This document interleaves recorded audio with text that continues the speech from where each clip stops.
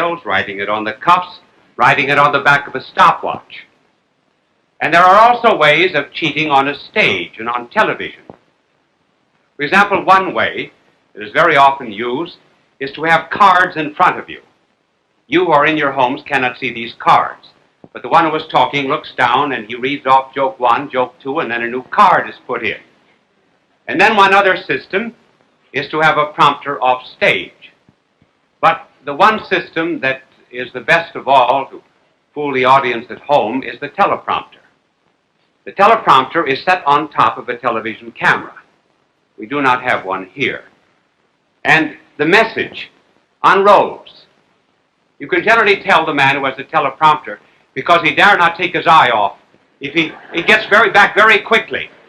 I've always been afraid to use one of them because I heard once of a politician who was giving a speech, and he said, "And all of us, of course, are grateful to that great man who fought so valiantly at Valley Forge, who crossed the waters of the Delaware during midwinter, who became the first president of the United States." And the thing got stuck, and he, to this day, he doesn't know what was the next line.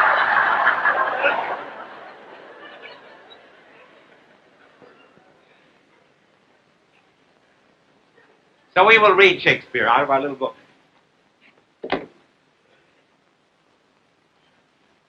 There are two grand divisions of civilizations, and one is an age that admits guilt, and the other is an age which denies guilt or sin. An age that admits guilt, sin, personal wrong would be an age of humility, an age of expiation, an age of reparation, an age of religion and worship. When people die, they very often will their money in reparation for their sins to some charity, such as the missions. And wasn't that cute of me to get that in the way I did? And then there are also ages that deny guilt, such as our own. Our own age generally is one that does not admit personal guilt. If anything goes wrong, it's due to the fact that we had insufficient playgrounds, we were raised on grade B milk, or our grandmother loved us too much, or our grandfather did not love us enough. Now, an age that denies guilt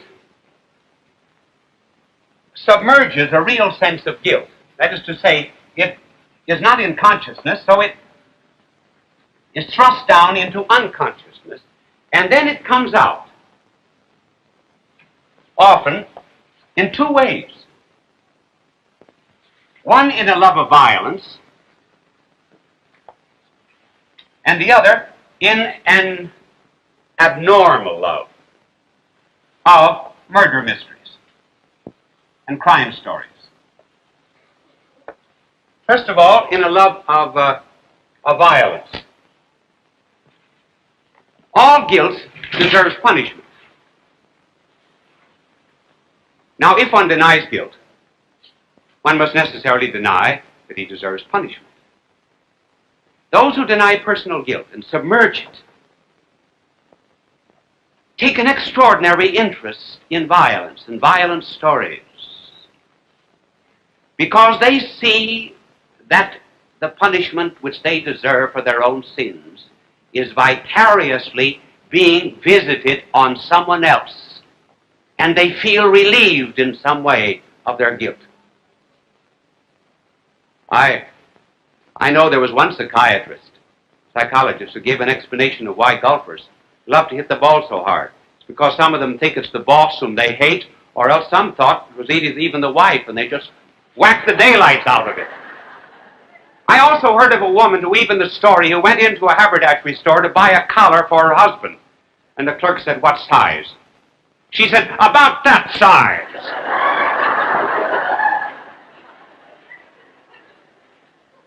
And then in addition to violence, there's also an extraordinary love of murder mysteries, in which people like to listen to crime stories. Having denied guilt, they like to find someone else who's guilty. And when finally, at the end of the play, it's discovered that such and such a person is guilty, the unconsciousness is practically saying, "See, I didn't do it. The butler did it. I'm innocent. Now you find some such repression of guilt in the great tragedy of Shakespeare, called Macbeth. Macbeth, for the benefit of the two in the television audience who forgot when he was born, 1558. No, this is Queen Elizabeth. Imagine. That's Queen Elizabeth, 1558 to 1603. Shakespeare was 1564 to 1616. And this play was written between 1603 and 1610. Now in it are described two ways of suppressing guilt. One way of suppressing guilt is by a bad philosophy plus bad behavior. Philosophy and bad behavior. The second way is by an act of the will, which deliberately chooses evil. First of all, an evil philosophy in which one starts, for example, with the philosophy of relativism, that there's nothing good, there's nothing bad, that everything depends upon your point of view, there's no absolute, and that the individual is the determinant of right and wrong. And then when bad actions are coupled with that, it is not long until conscience is killed and sense of guilt is lost. And the other way is an act of the will, in which one deliberately chooses evil. Here there's not weakness, but there's an affirmation of what is base. In the tragedy of Macbeth, Macbeth is an example of the first. Lady Macbeth, an example of the second. Now let us take, first of all, Macbeth, and see how Macbeth kills his conscience. The play opens with three witches who represent supernatural forces of evil. And when they speak together, they affirm a philosophy of relativism. Fair is foul, and foul is fair. The very first words which Macbeth speaks when he appears on the stage, without any relation as yet to the witches, is, "So fair and foul a day I have not seen." Macbeth is no longer an innocent man. He no longer believes there's an absolute. The witches tell him that one day he will be the Thane of Cawdor and king. And he writes to his wife, Lady Macbeth, tells her what the witches said. And they both conspire to kill the king, Duncan. The king arrives at the palace. Lady Macbeth receives him. Macbeth is disturbed in conscience. Should he do it? If he could only prevent any consequences of the crime, everything would be all right. But he's afraid that he cannot. And furthermore, why should he kill the king? He's his host. And the news of it will be spread around as if borne on the wings of angels. He has no reason anyway for killing the king, he says to himself, except ambition. And Shakespeare puts in his mouth this beautiful soliloquy as he ponders the crime. If it were done when 'tis done, then 'twere well if it were done quickly. If the assassination could trammel up the consequence and catch with his surcease, success.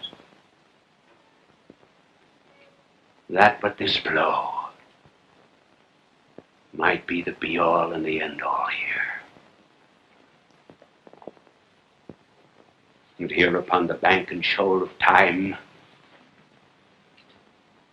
we jump the life to come. But in these cases, we still have judgment here, which being taught, return to plague the inventor. This even-handed justice commends the ingredients of our poison chalice to our own lips. He's here in double trust. First, as I am his kinsman and his subject. Strong both against the deed. And then as his host, who should against the murderer shut the door, not bear the knife myself.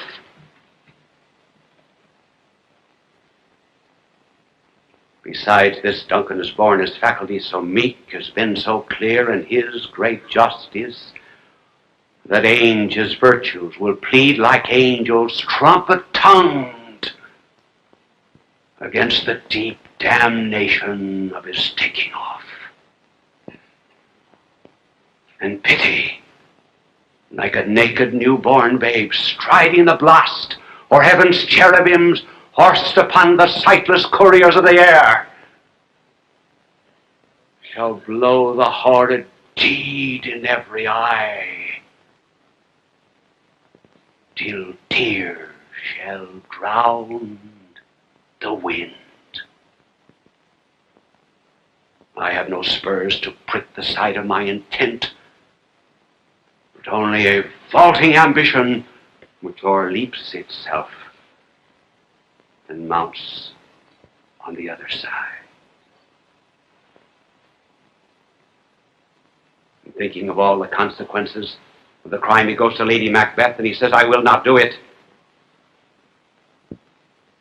And then she uses two arguments against him. She says, you're not a man, you're a coward, and you do not love me. He then agrees. And as for Lady Macbeth, here's evil. And this is something I would not even attempt to memorize, because I would not want anything as evil as this memorized in my brain. Here's the thought of this evil woman who wants to do away with all good at once. And she says, come, you spirits that tend on mortal thoughts, unsex me here, and fill me from crown to toe full of direst cruelty. Make thick my blood. Stop up the access and passage of remorse, that no compunctious visitings of nature shake my fell purpose, nor keep peace between the effect and it. Come to my woman's breasts, and take my milk for gall, you murthering ministers, wherever in your sightless substances you wait on nature's mischief. Come, thick night, and pall thee in the dunnest smoke of hell, that my keen knife see not the wound it makes, nor heaven peer through the blanket of the dark and say, hold! Oh.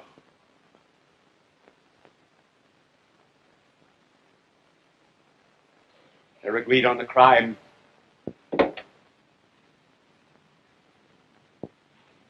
Macbeth murders the king. He comes back to Lady Macbeth. He said, I have done it. Did you hear a noise? Aye. As I descended. Yes. And then he looks at his hands. And he said, will not all Neptune's oceans wash this blood from my hand? Nay, rather they will the multitudinous seas in Conadine, turning the green one red. What a magnificent figure. Guilt so great, blood in his hand. He said that if he would dip it in the green sea, would turn it red. Lady Macbeth says, my hands are of your color.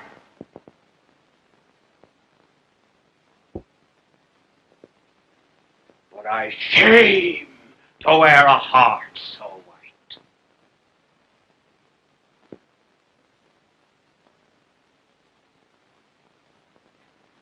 Then another murder. Murder of Banquo, the general.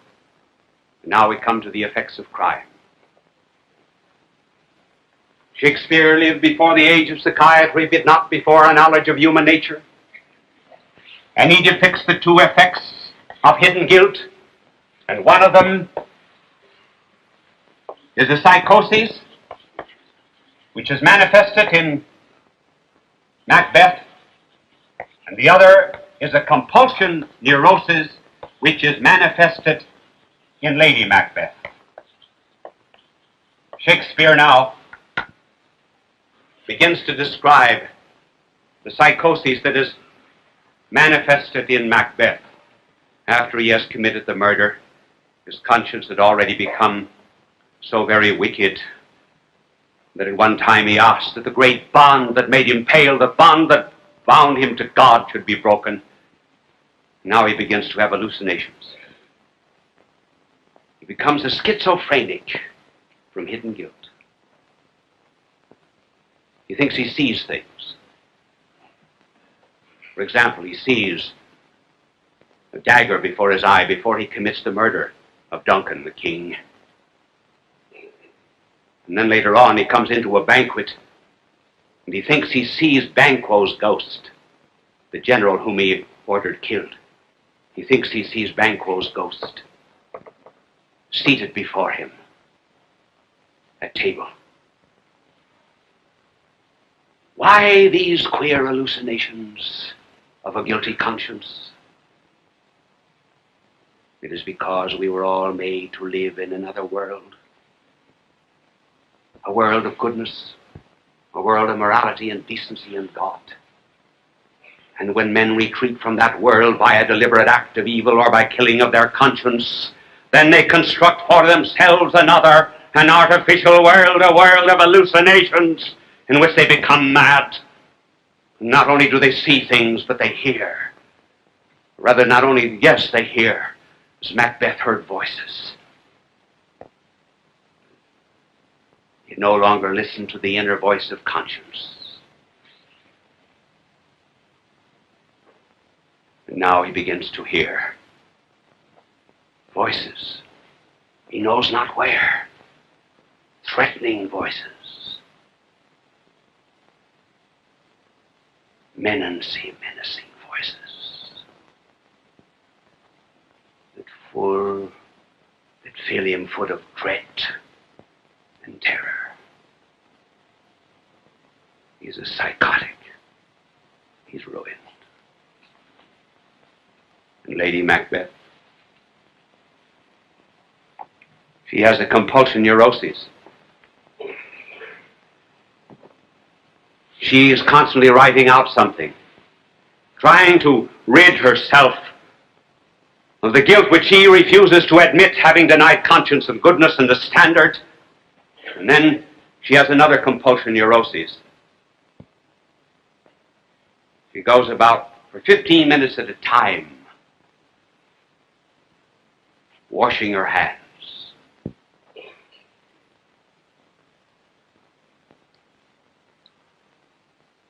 And at one time she says, not all the perfumes of Arabia will sweeten these little hands. She should have cleansed her heart, but having denied a heart and soul and guilt and conscience, she now has this compulsion neurosis by which she cleans her body instead, while her soul and heart are rotted.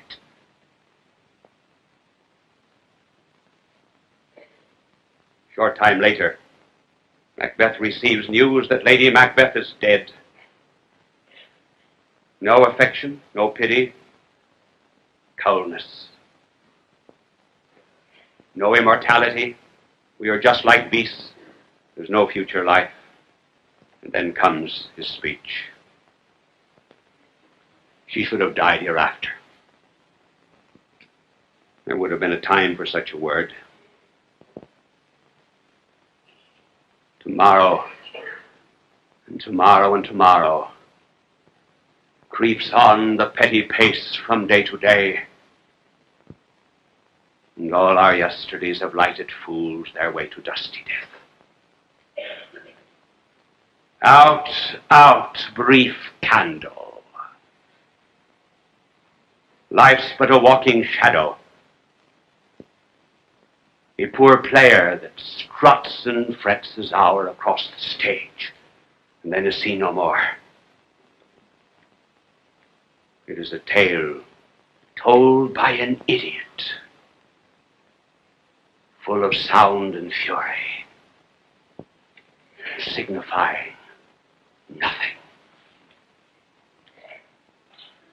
Here is a man who proclaims agnosticism and skepticism and doubt, denies the future life and the foundation of a moral bond.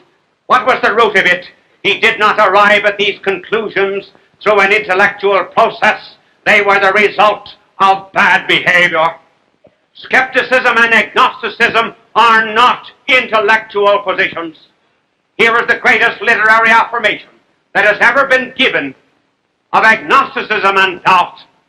And for those who would seek the reason behind that position and the denial of immortality in modern souls, they need only go back and find the cause in behavior like Macbeth's.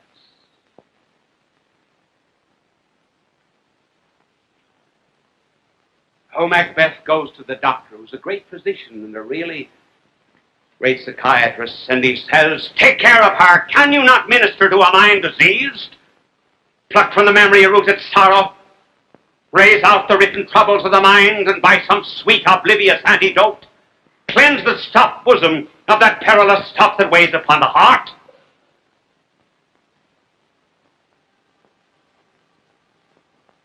And the doctor answers, and what wisdom it is. Unnatural deeds do breed unnatural troubles. Infected minds to their death pillows do discharge their secrets.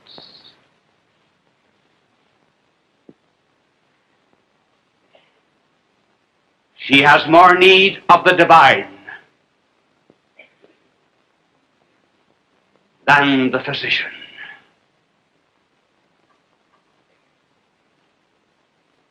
And the last words of the doctor are, God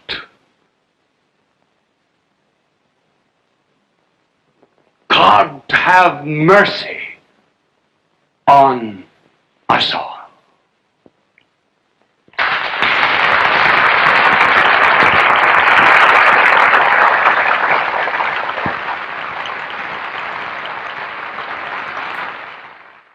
People of all faiths recognized Bishop Fulton.j.sheen as one of the greatest communicators of the 20th century.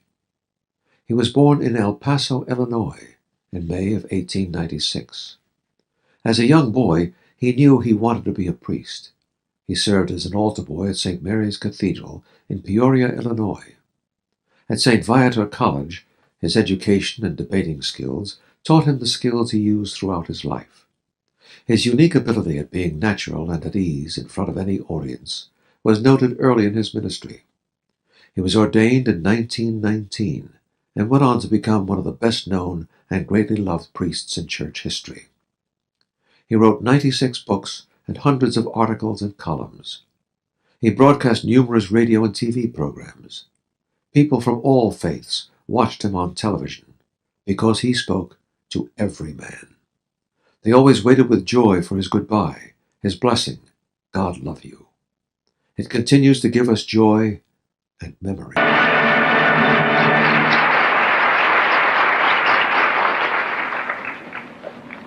Friends, some of our weekly correspondence.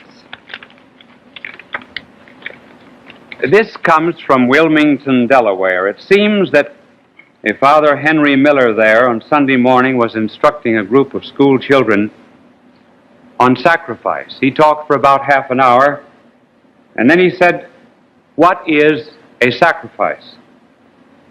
And one boy answered, "A sacrifice is when my mother makes me watch Bishop Sheen and I want to watch the Lone Ranger."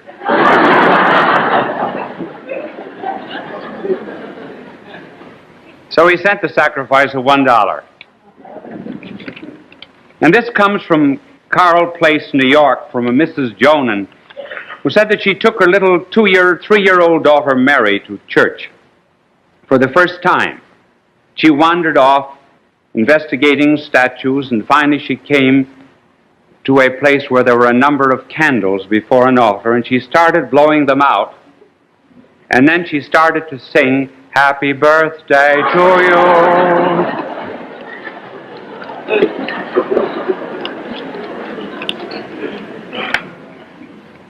And this comes from Atlanta, Georgia. And what is important about the letter is, of course, a reference to a birthday. It comes from Charles Jackson. But I must read you all of the letters so you'll get the full flavor of it. I took a little TV survey of my own tonight, and I felt that I should let you know how it turned out. I called 10 persons here in Atlanta. Just by opening the telephone book and going down the list. Out of 10 I called, 7 were watching you, 3 were watching Romeo and Juliet, no one was watching I Love Lucy. On my 10th call, I asked a man who was watching Romeo and Juliet why he was not watching Bishop Sheen. His answer was, "Well, it's getting near Lent, and I thought I'd give up something so it wouldn't become a habit."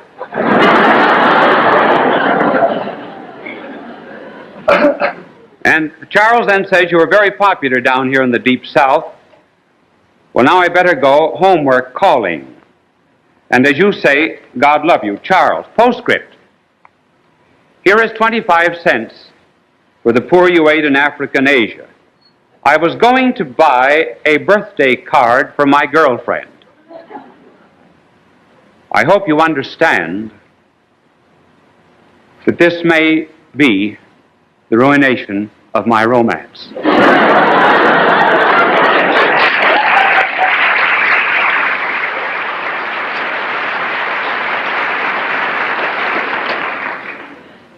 So will you do me a favor on television? Say, "Happy birthday" to her, please. Her name is Cindy. Tell her it's from you know who.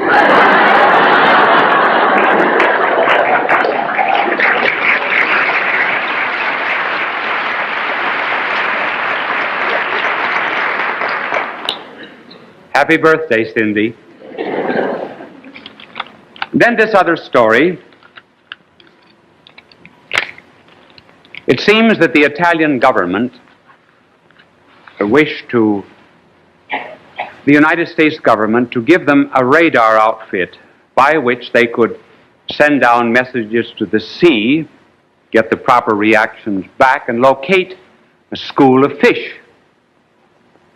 It would be a great aid to the fishermen. Mrs. Luce, when she was our ambassador to Italy, was asked to get this radar outfit. And she told them this story. It seems that the French government received one of these radar outfits to locate fish. And when the French government sent down a message to the sea, a message came back from the school of fish. They were under the leadership of a giant whale and a tiny little herring. It seems that these two were inseparable, like the Damon and Pythias of the sea. Wherever the whale went, there went the herring. Messages always came back from both until this particular day when the French government sent down a message, only the herring answered. The French government was disturbed. It was getting to be a cabinet crisis. And they said to the herring, "What happened to the whale?" Was the whale harpooned when they were taking a movie of Moby Dick? Did it bump its nose against an iceberg? Was it hit by a submarine? Where is the whale?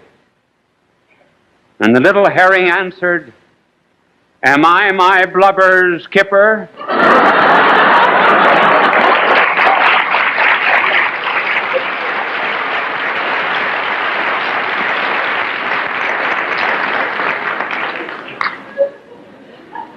Now, after that, you ought to hear a few ideas on how to psychoanalyze yourself. Anybody who goes to a psychoanalyst ought to have his head examined.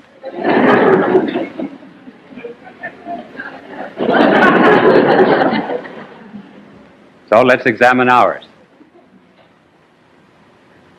And we will try to determine what makes a person normal, and also what are the indications that one is becoming not so abnormal as to need a psychiatrist, because where there are serious cases of mental illness, these must be cared for by a psychiatrist, and psychiatry belongs in the domain of medicine, not in the domain of psychology.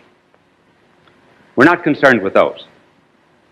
Now, what is the difference between people who are normal and those who have a tendency to be abnormal? Well, the first difference is this. The normal person has a goal or a purpose in life. Those who are beginning to be abnormal and are losing peace of soul have no goal or purpose in life. First of all, the normal have a goal. Just as you would not have a gadget in your house 10 minutes without asking, what's it for? So you ask the same thing about life.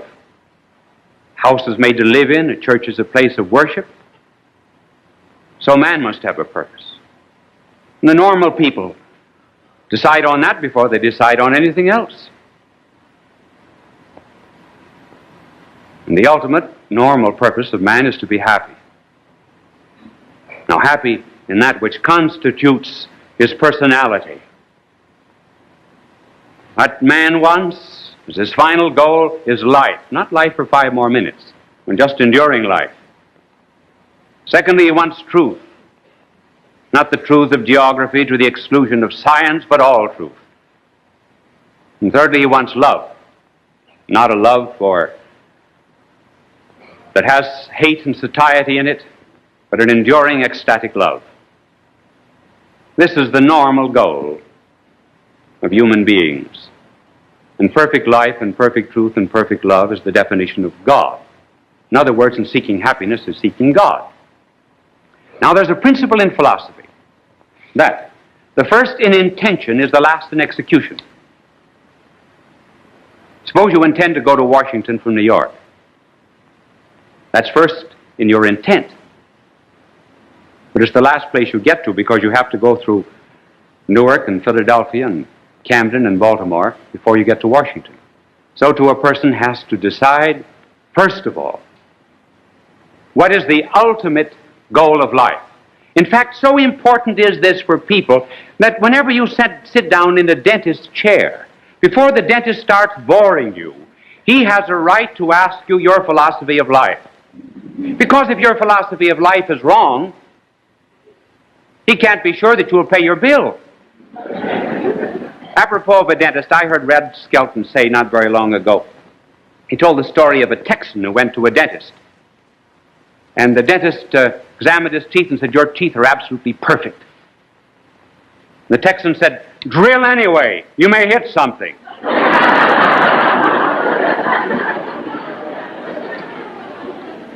Now, the abnormal person is one who is without a purpose in life. The abnormal person has just a succession of petty little goals. He's very much like, for example, a farmer who might plant wheat 1 month and then tear up the wheat and plant corn, then tear up the corn and plant alfalfa. Or he's like a radio station that's tuned into 2 or 3 stations at the same time and getting only static. Mine